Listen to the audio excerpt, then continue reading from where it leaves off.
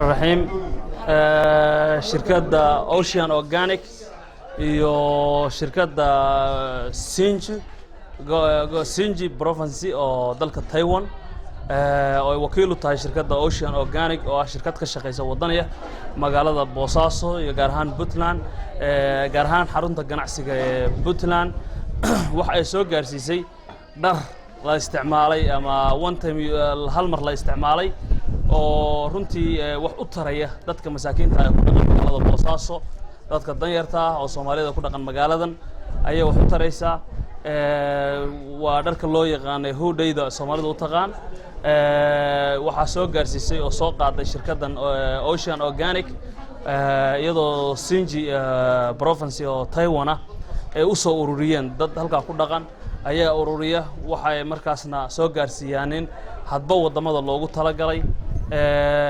dadkan maanta ka faa'iideysanayo halkan fadhiya waa 180 qof maxay tahay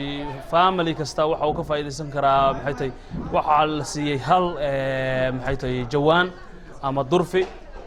waxaan rajaynayaa inay ka faa'iideystaan waxaan rajaynayaa inay ku ciidaan waxaan rajaynayaa inay noqotaan maxay tahay tii ugu dambeysana noqon sidoo sheegay mas'uulka ka socda shirkadda Ocean Organic oo ay noqon doonto mid socota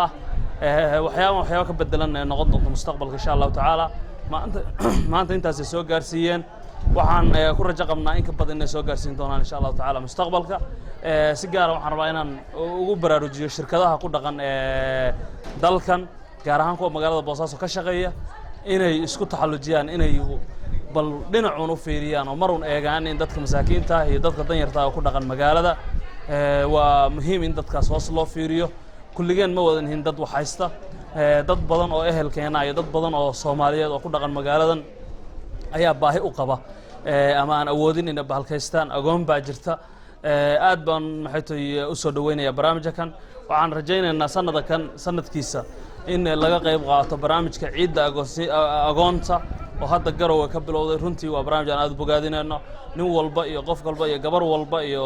ruux la arkoba inuu qayb ka noqdo inuu ciidsiyo 2 agoon ama 3 agoon ajar buu ka helayaa insha Allah taala aad iyo aad baan inay salaamaya waa u mahad celinayaa shirkadda